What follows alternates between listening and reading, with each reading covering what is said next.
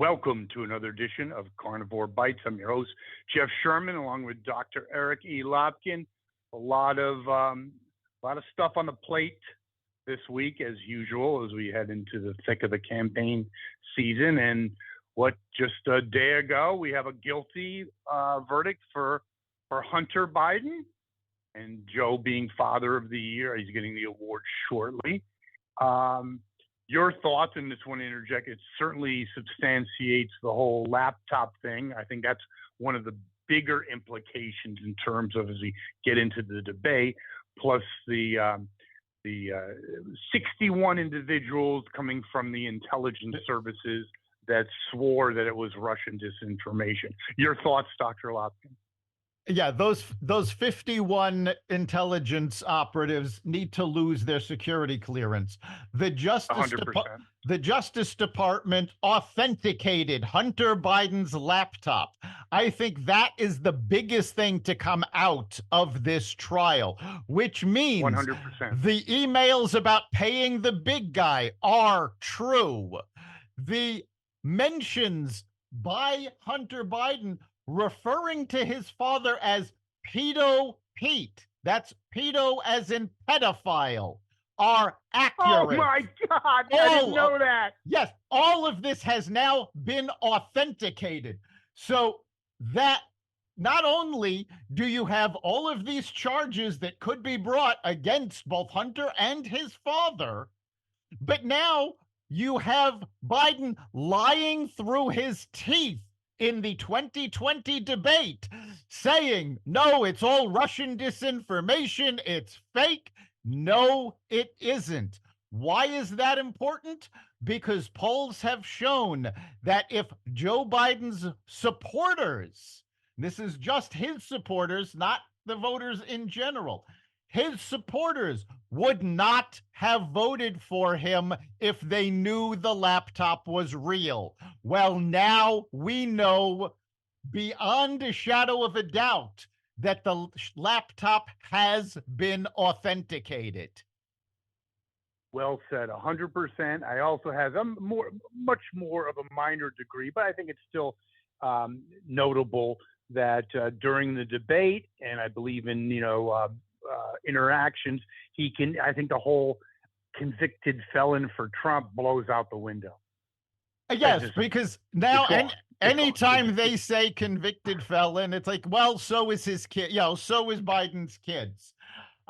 Something else that went on during the trial that as a taxpayer aggravates me and has not gotten a lot of coverage is that the taxpayer is on the hook for almost $350,000 to pay for Jill Biden's travel so that she could go back and forth between her criminal son and her mentally handicapped husband, because God forbid either one of them could have gone a week without her.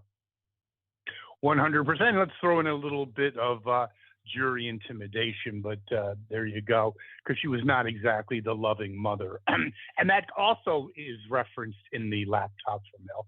Well done, Dr. Lopkin, as always. And we have the landing of D-Day in Normandy, or the landing on Normandy on D-Day, and we had the landing of Uncle Joe in Normandy, not exactly at the same caliber. Correct, my friend? Definitely not. And, I think it's important to remind our listeners that this 80th anniversary of the D-Day invasion is probably the last major milestone of D-Day that will be able to include soldiers that were actually there. It's unlikely that they're going to still be around when it comes to 85 or 90 years. So this was a major ceremony, and Joe Biden flew to France, called the lid on his day immediately upon landing. Nobody saw him until he took the stage for his speech. He shuffled around. They had to lead him off. he gave his speech, and I'll be honest, watching the speech, I was just glad he got the date right. But he was. May I interject something about the speech, my friend? Go ahead. You know something? Someone did a side by side. A leopard doesn't change its spots. A lot of it was ripped off from Reagan 40 years ago. Yes, he was trying to channel Ronald Reagan, and God help me. I mean, yeah, he ripped off a lot of the speech, which, let's face it, everybody knows Joe Biden is a plagiarist. He had to drop out of running for president back in the 90s because of plagiarism. So this is nothing new. But he was not there. He was his aides were able to get him propped up at the podium long enough for him to give a speech, and then that was pretty much it. Everybody else was around. They were talking. He had to sit down. He wasn't even capable of standing there and having a conversation with world leaders. He did take a little nap. That reminds me of when they were loading the coffins off the transport plane through his screw up in Afghanistan. These people, like you said, they're in their late 90s, mid to late 90s. They will not be around for too much longer. They are genuine heroes. And this shithead takes a little nap. He's not Uncle Joe. He's not Scranton Joe. He's always been a self-absorbed piece of shit. Yes, he is. And, his actions have major consequences. Now, I mean, this speech was a minor consequence, although there is quite a lot of video floating out there where he did this, I'm going to say, mysterious squat, which is not mysterious to anybody who is a parent of young children. We've all seen the squat. We know what he was doing. And, really, he can't even control his own bowels. How are we supposed to believe he can control the nation? He's just... That is 100% correct. And what's really interesting? I'm sure many, because I know I would, and they were true heroes. Some of the people, getting out of the Higgins, landing on the beach from the Higgins boat, probably shit their pants. So that's the only thing that Biden has in common with these heroes. Yes, there you go. And then he also returned to the June 19th celebration or festivities, which also looked just pathetic. And he looked literally like a walking zombie. And before we talk about that, I want to also just get your opinion on how embarrassing and humiliating was it for America and for these brave soldiers, okay? More guts than I would ever have. They had Macron, the leader of France, had to talk with them while Uncle Joe went to the bathroom to change his diaper. Is that disgusting? It's embarrassing. It's insulting. It is a national embarrassment. He should never have been put up as the presidential candidate in 2020 because they knew this was Joe Biden. Now, it is absolutely inexcusable that they are pushing him for another 4-year term. 4 years from now, he's not going to know his own name. I don't know if he knows it now. And also, let's talk about that. How about Mayor Garland, right? Basically being subpoenaed for the tapes of Joe being questioned about his documents case. I think that's interesting because I think that would blow up the election. If the United States population actually, it's one thing talking about it and he's taking a shit and all that kind of stuff, but it goes into the stratosphere. But if you actually heard it verbatim, I believe it would be shocking. Yeah, and the thing is, there is no justification for withholding the recording other than political gain. The Justice Department and Garland do not have the ability to defy a congressional subpoena. That is the law of the land. They are required to comply with that. The White House has claimed executive privilege not to let this out, but that makes no sense because the transcript was already out. So the information is already out in public. So there is no executive privilege for the recording. And the White House has already stated that, yes, the transcript was altered. And they said they deleted when he would repeat himself, when he would say, when he would go and. So they've admitted to deleting those things from the transcript. Well, when Robert Hur says, I'm not going to bring charges because he is not mentally fit to stand trial, the Congressional Oversight Committee certainly, and the American public have the right to hear the evidence that made him make that decision. Do you think it will see the light of day? Because you bring a lot of good arguments to this. I thought it had no chance. Now I'm thinking it might have a slight chance. It would blow up the election. It's over. Well, I don't in the right-hander. Yeah, I don't think there's any chance it's going to see the light of day, because after Congress finds Merrick Garland in contempt, enforcement of that contempt decree is up to the Justice Department. So they're clearly not going to enforce the contempt charge against themselves.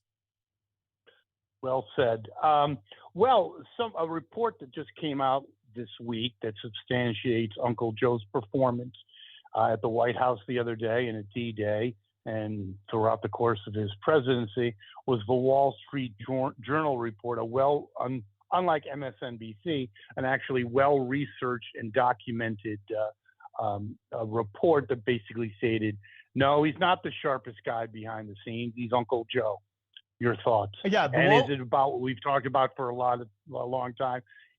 These things don't happen by accident. Is it, do they want to build a case for his ejection? Well, I don't think they leaked this. The Wall Street Journal actually went out and they interviewed 45 different people, both Republicans and Democrats, who were in meetings with the president. And they said, yes, there were a couple of people that went, oh, no, he's a dynamo. But the vast majority of people on both sides said, no, there has been significant deterioration since 2020. He is not the dynamo the White House has tried to make him out to be. And the White House then put pressure on some of those Democrats to call the Journal back and tell them, well, no, I just want to clarify what I said. No, he's got all the energy. He's there. And one of these Democrats went on the record with the Wall Street Journal saying, the White House requested that I call you back to tell you this. A fascinating piece. Again, you're not going to see this on MSNBC, but interesting. But that leads me to the natural question, Dr. Lopkin. The debates coming up the 27th, and on that note, we're going to be doing our show on Friday. That's the 28th, because we want to take that into account. Obviously, we don't want that missed opportunity. Number one, you might think it's a rhetorical question, but I'm not completely sure. Does he actually debate? Because after what I saw on D-Day, yikes. And do you agree with Mr. Jeffrey L. Sherman that it's make or break for Uncle Joe? I do agree that it's make or break. I do think he is going to debate.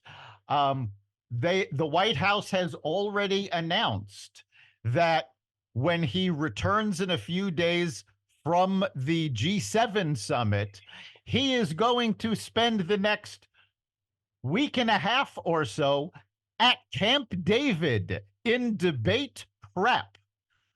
This is more than studying the issues. This means he is not going to be seen in public. So he is going to be sleeping 12 hours, 15 hours a day for a week and a half just to get him ready for that 2-hour debate.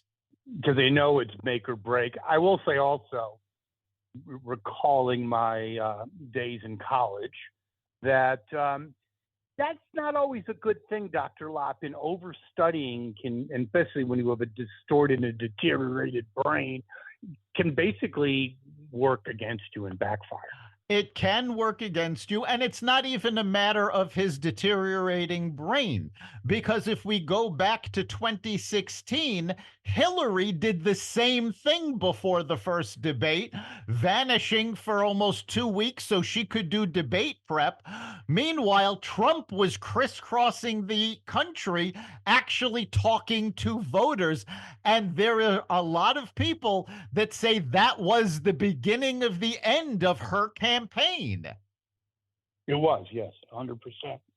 Yeah, it's going to. I think it is. I agree with you. He will do the debate, and I think it is make or break. If and I don't care if he's on all Adderall and all that stuff. Juiced up Joe, if he's incoherent, he's still incoherent. So I think it's must see TV, and I'm glad we're doing the podcast the following day. I think it's very important. Also, what's important is both Uncle Joe and Kamala are around 37% approval. Biden's more approaching 38%, but those are the lowest numbers. Let's just talk about Uncle Joe. That basically you're losing if you're at 42, because they actually reflect almost directly your vote percentage. No president has won below 40. Well, not only 40 below 40. Yeah. Not only has no president won election with an approval rating less than 40, this is not just Joe Biden's lowest approval rating. It is the lowest approval rating of any president in modern history.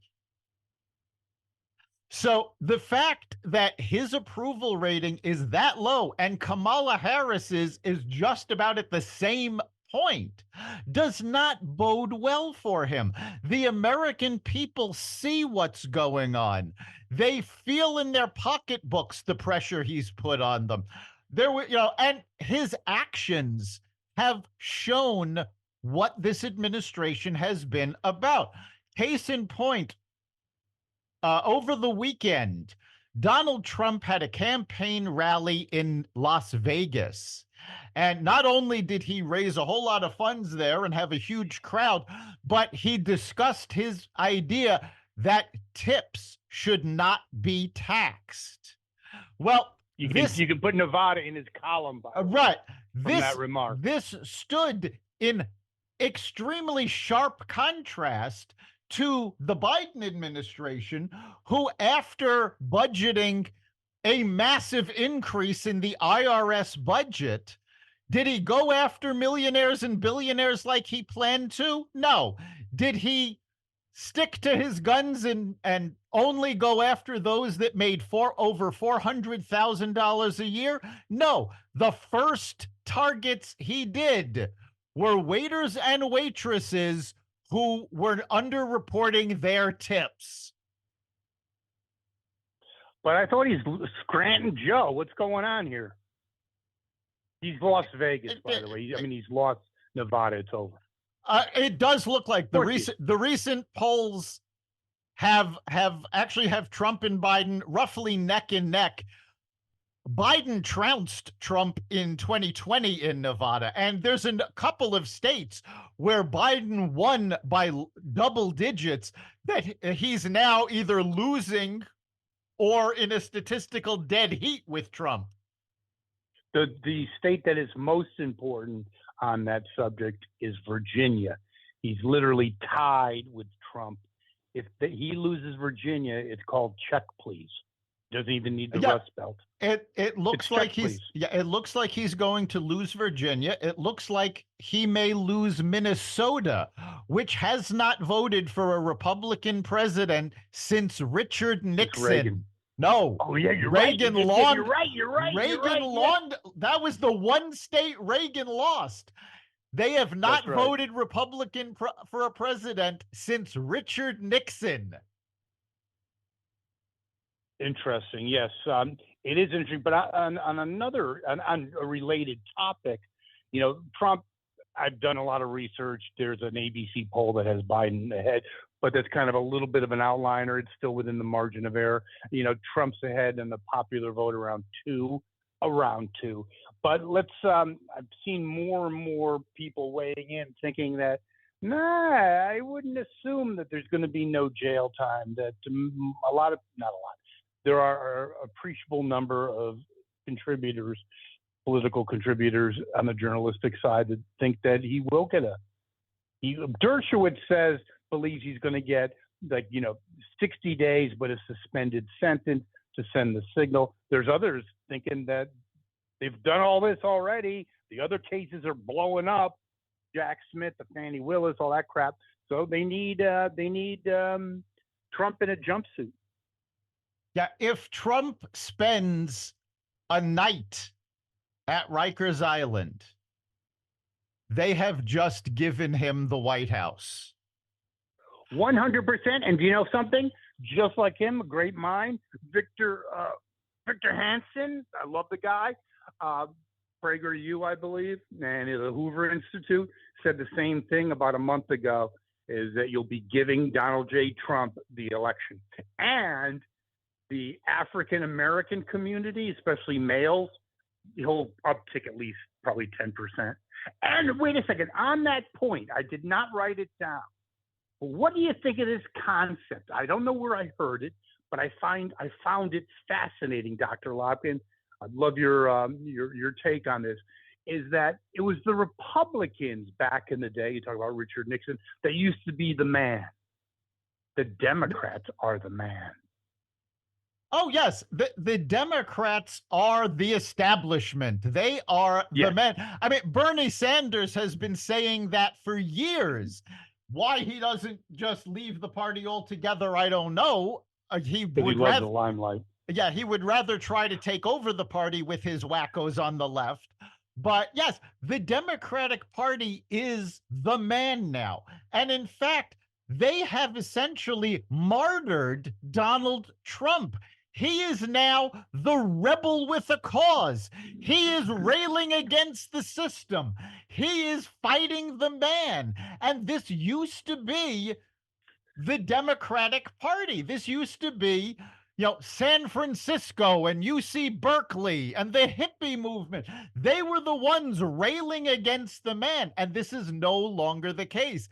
Now the far left of the Democratic Party is gone completely off the rails. And now it's the Republicans that are trying to rein in this political corruption, which is absolutely amazing. And it should be pointed out, the Democrats have allowed the left wing of their party to take them hostage.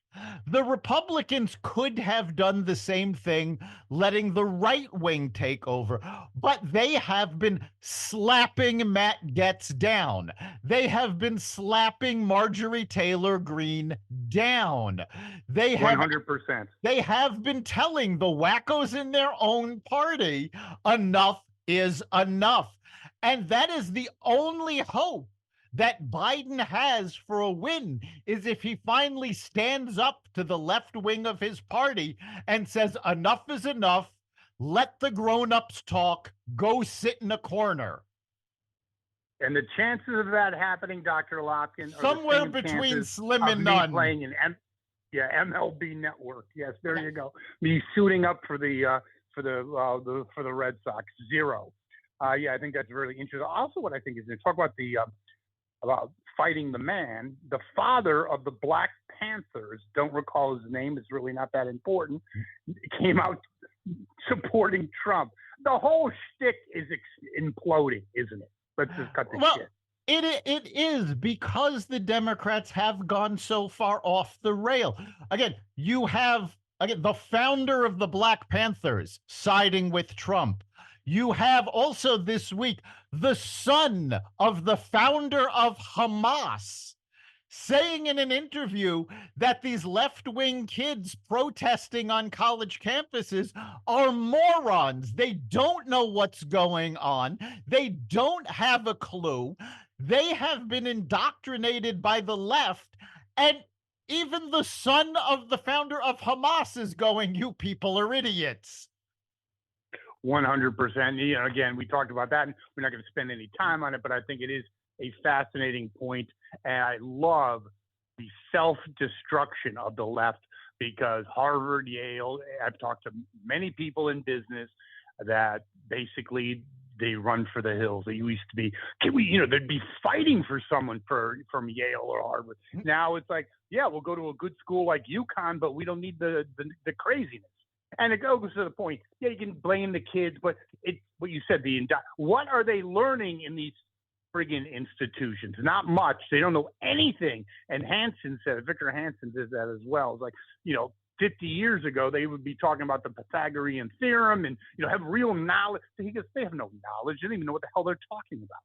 I know, they have no clue. Hire them to Jiffy Lube. How do you like that? They have no clue what they're talking about. They obviously have not been learning anything. I don't remember who said it, but I loved the comment. These kids couldn't find Gaza on a map of Gaza. No, definitely not. And I love, just like actors do this, they assume the part.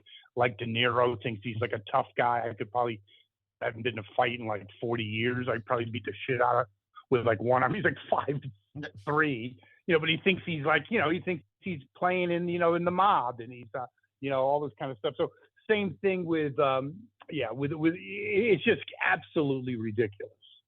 And they think they're they think they're under siege, like this idiot from Colombia, I forgot her name, a complete moron, the one demanding gluten-free and said that we need to be on the meal plan because we're under siege. These people are insane.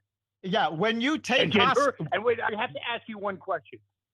Please tell me, Dr. Lopkin, on a scale of 1 to 10, her chances of getting a real job. Please tell me. I'm going to put it around 2. I'd love to say 0, but there are left-wing wackos running companies that will still hire. But I'm going to put it around 2. Because the fact of the matter is, when you barricade yourself in a building, when you take hostages in that building, you're not the one under siege. There you go. And do you know what her major is, as we continue our admiration for the Ivy League? I cannot actually tell you what it is. It was something like poverty under the guise of something like nuclear fusion due to capitalism. Okay. Mm-hmm. So basically, she majored in communism. That's what she majored in. There you go. Yeah. Well, communism would make more sense. I mean, it was like, and so you think of this. What does this mean to me? It means how.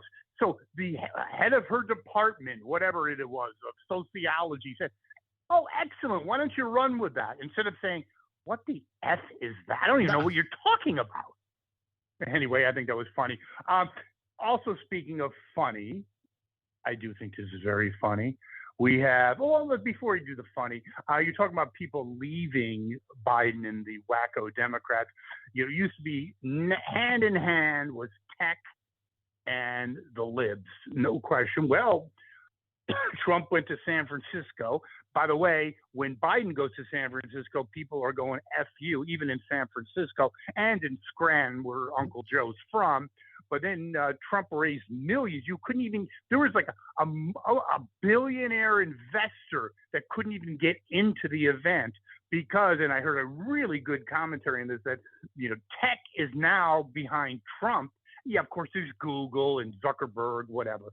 But a lot of tech is behind Trump, and a lot of it has to do with AI is the next internet. I think it was Charles Payne said this. one of your who you worked with, saying that yes, if they had the same kind of basically need to regulate back in the late 80s and 90s, we would never have had the internet like it is today. So people in tech are fearful because the Biden administration never met something they didn't like to regulate, like his predecessor Obama. So they're scared that, we have, just like the internet, the United States at this particular point in time has a leg up on the future, which is AI. And this idiot who's never worked a day in his life, and the 30-year-old Ivy League people that work for him, who actually call the shots, are going to say, oh, with this rate, and then basically blow the lead, correct? Yeah, Silicon Valley is no longer united behind the Democrats. Not only have you had AI companies and a lot of folks from Silicon Valley backing Donald Trump, you have some major venture capitalists from Silicon Valley who were at this Trump event who are supporting Donald Trump.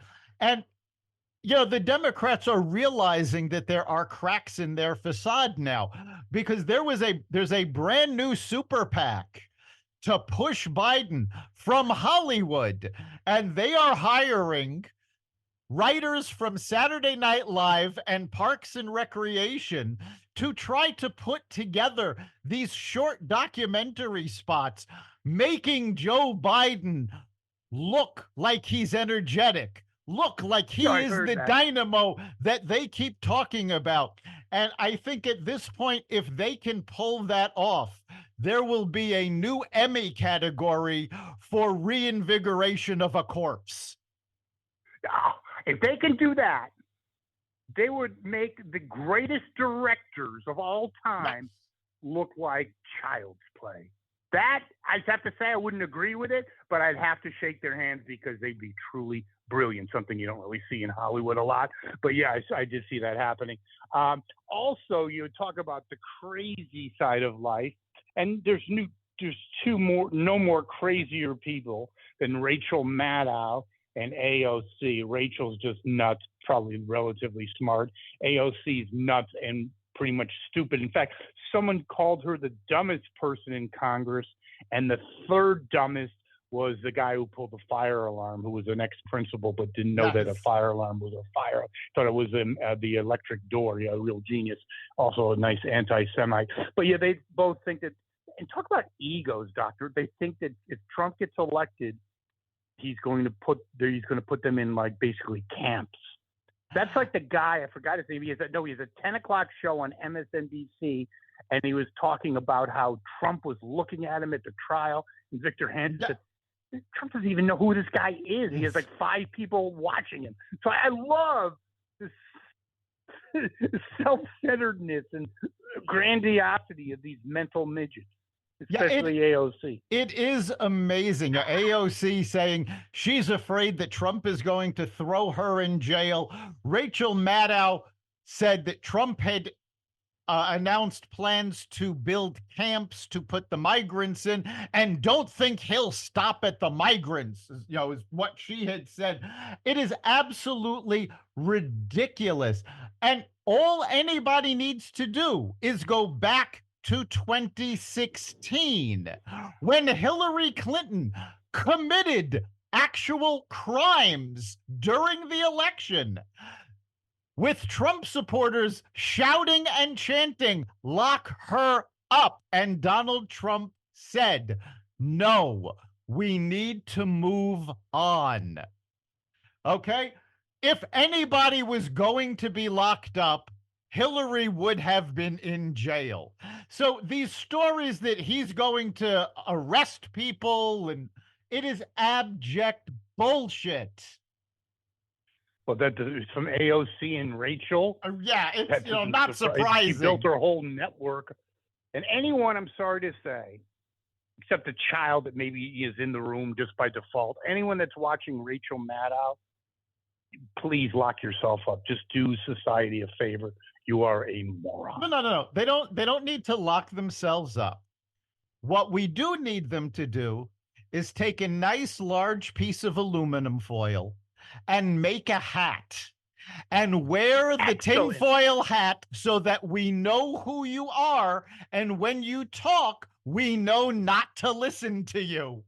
Love that. Only Dr. Lopkin, 100% agreed. In our little home state, it is a little home state of Wethersfield, Connecticut. They had a trooper that was killed. He left a wife and 2 kids.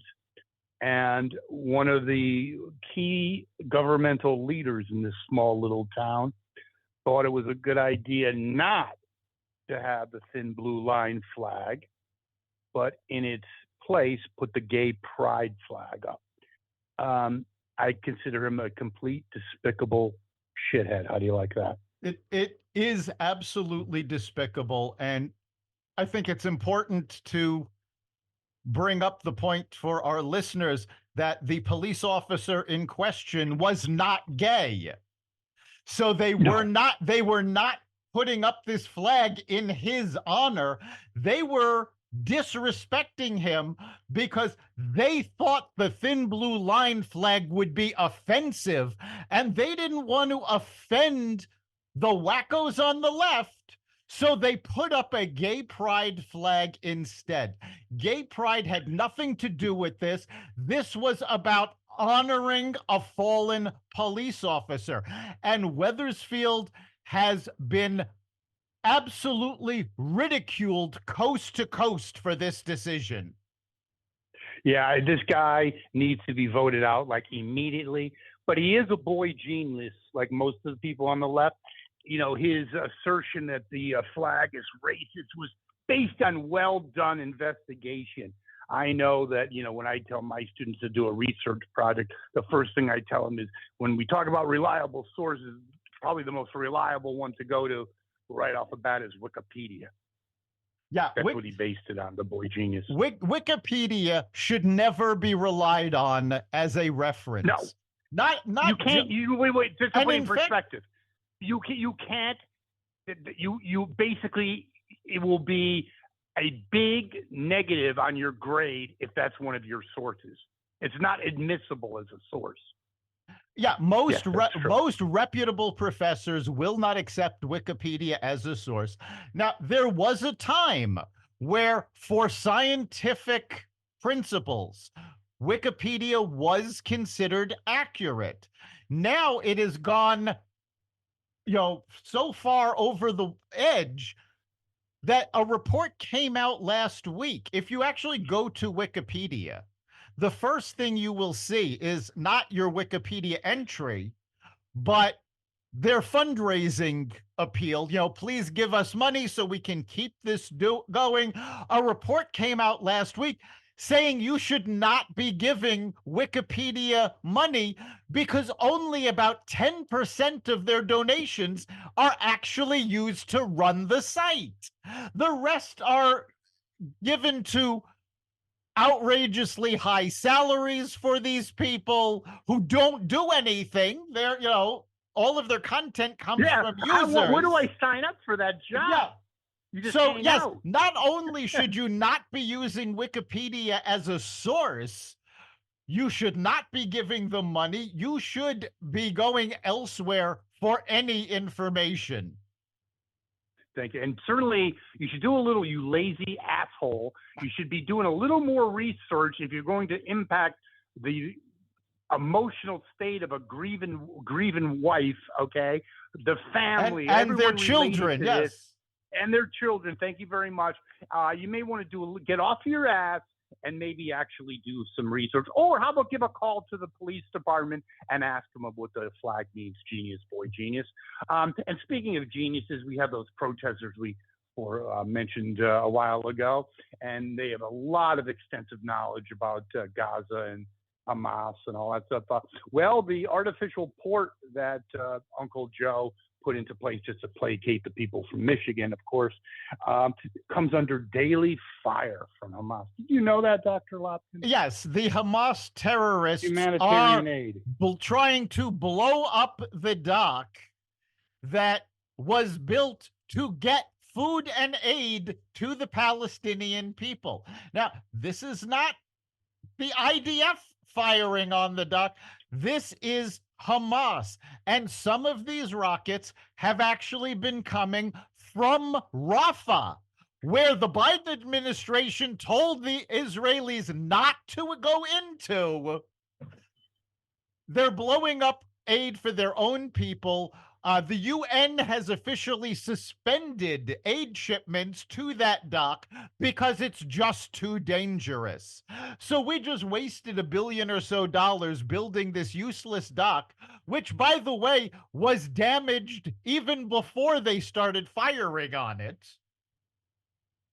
Just another, Yeah, example wait of a second, brilliance from the administration.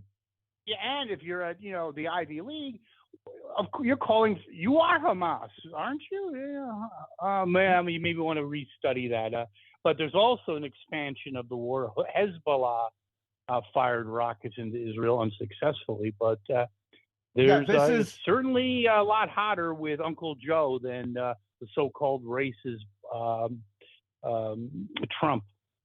Yeah, this is something that happened about an hour before we went on the air. Hezbollah fired 200 missiles into Israel. The IDF reports that they were able to blow them up using the Iron Dome and other defenses. So there were no Israeli casualties. But this does mark an escalation in the Israeli war. So now they are fighting a war on two fronts. They were trying to avoid that.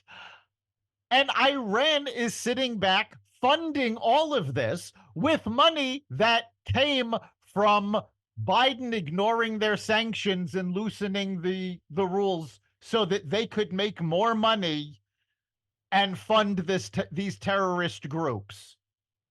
What did Gates say about 15 years ago, Dr. Lopkin?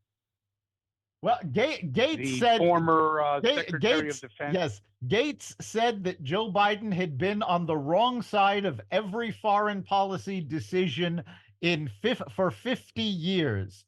I actually think it's more effective to go to Barack Obama's quote from Politico magazine: "Never underestimate Joe's ability to F things up." True. Yes, very, very true. We also look at, looks like interest rates are going to pretty much hold steady, aren't they, as home buying becomes more and more of an illusion. Yeah, we had some major numbers come out today. Inflation month over month was flat for the first time during the Biden administration. So that was a good number. However, it's still 3.3% year over year.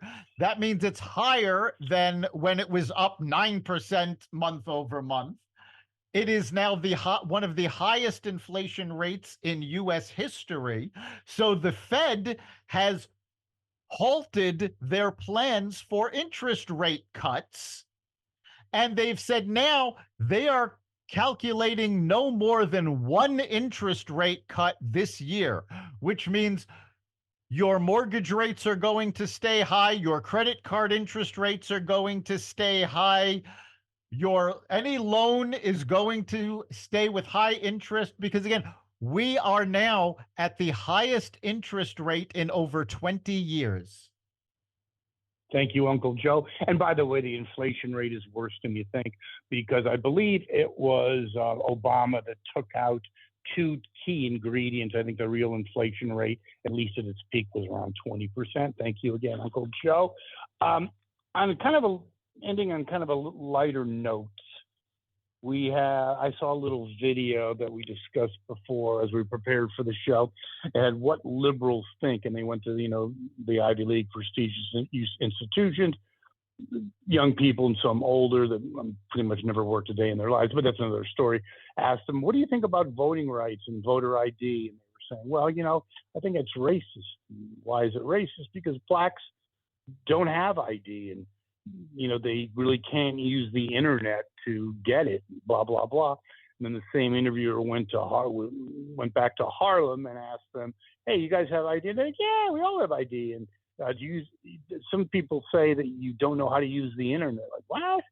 What? They're looking at them like they have five eyes. So it just shows you, just like Charles Payne said, he never met or encountered more below the surface racism than he experienced in good old New York City. Yeah, that it speaks is volumes. absolutely amazing that there are still people that think this way. The African American community is more than capable of doing everything that every other community does. I don't know Isn't it hysterical, though? yeah, I don't know any African Americans that don't have driver's licenses and IDs. I don't know any African Americans that don't know how to use a computer and the internet. I do know some parts of the African American community, even here in Connecticut, that don't have access to the internet at home and have to go to either a school or a library because of the cost. Which they do. But yes, but they all know how to use it. And also, Dr. Lopkin, most of them have phones, smartphones, which you can access the internet. So it's not even the particulars. Who cares? It just shows you what you if you said that to a person like John, Nancy, whatever. Oh, you don't have to do this because I know you probably don't have an ID, and I don't know if you can really use the internet. They would say, how insulting. You would never say that to someone's face. Don't worry, I'll drive because you probably don't have an ID, and I know it's going to be a little difficult for you to navigate the roads. Yeah, I mean, that's absolutely ridiculous. And this has become the Democratic Party. They have always, oh, well, you need our help. So don't worry about it. We're here for you. Guess what? This is why so many African Americans are now supporting Trump, because they're saying we're tired of this hypocrisy. We don't need your help. You haven't done anything for us in 40 years. Why 60, should we continue 60 years? Why should we continue to support you? One thing, Dr. Lopkin, I have to disagree with you on, facetiously, that I don't think they've done nothing for the African Americans. I think it's seriously negatively impacted them. How do you like that, Dr. Lopkin? This is true. They have had very negative impacts on the state of the African American family, and you have a lot of Black leaders now speaking out about that. Oh yes, and by the way, that's one of the most interesting and pleasurable things I watch. I love it when articulate young Black people, they're not taking the Clayburghs of that shit. They're basically racial carpetbaggers, okay? They're old school. They don't speak for Black people at all. But you see young, sharp, articulate Black people saying, like, yeah, they get it. They've been lied to. I think it's blowing up. And they're sick of being – they want a share of the American dream, and they are deserving of that and capable of that. They don't need any bunch of elitists. And you look at what the elitists are from the Ivy League. I don't want them leading me to friggin' Walmart. How do you like that? God rest alone my life. What are you, crazy? Yeah, I mean, they've been showing time and time again that their policies fail the American people. They fail when they try to pander to a specific group, whether that's African Americans, Hispanics, Jews, men, women. It doesn't matter what the group is. When the Democrats have wait a put second. I got to forward interject one thing about the Jews, because you had a great point about that. Time flies. It could have been a couple of years ago. That yes, the Jews, you look for the Democrats to help them for various reasons, maybe anti-Semitism, and now they don't need help. They're actually a threat to the Democratic Party, and I believe that's part of the blatant anti-Israeli sentiment, anti-Semitism that's rampant through the Democratic Party. Yes, you're seeing rampant anti-Semitism. You're seeing rampant racism in the Democratic Party. When you look at any group, again, I don't care what the group is, any group, and say, well, we know you can't do what everybody else can do, so we're here to help you. That is racist. That is sexist. That is completely unacceptable. Thank you very much. 100% agree. On a much, much, much lighter note, that's not cricket, anyone. I guess the adage goes, the old British term. But now we can say that, can't we, Dr. Lopkin? Yes, we can now say that. The United States cricket team won the World Cricket Championship. And I'll be honest, I did not know we had a U.S. cricket team. No, you and I both. What was really funny is that these are professional cricket players from around the world. These teams are the best of the best when it comes to cricket. The United States cricket team is a part-time team. The team members actually had to take time off of their day jobs so that they can compete in the competition, and they managed to beat the best in the world at cricket. Pretty cool. I don't think it's ever going to be, top fours, but maybe it might start getting a little bit of interest. I mean, it's an interesting game. I've seen it on TV. You never know. Maybe I don't know, but clearly we're doing better at cricket than we are at soccer. So, maybe we need more cricket players. Well said, yes. Well, Dr. Lopkin, we will taking a little hiatus for next week, but we will be back on Friday the 28th, won't we? We will, with a special episode talking about the first Biden-Trump debate.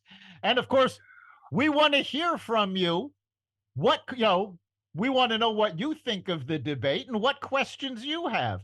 So go to the Carnivore Radio Facebook page. Let us know what you think. You can also go to xvadio.com/connect. Tell us your opinion. Give us your questions and tell us what you're thinking. And of course, you can catch every episode of Carnivore Bites at xvadio.com, the Carnivore Radio website, Apple Podcasts, Google Podcasts, Spotify, iHeartRadio, Audible, Amazon Music, and other platforms that respect freedom of speech. I thank you, Dr. Lopkin. Excellent show. We'll see you next time.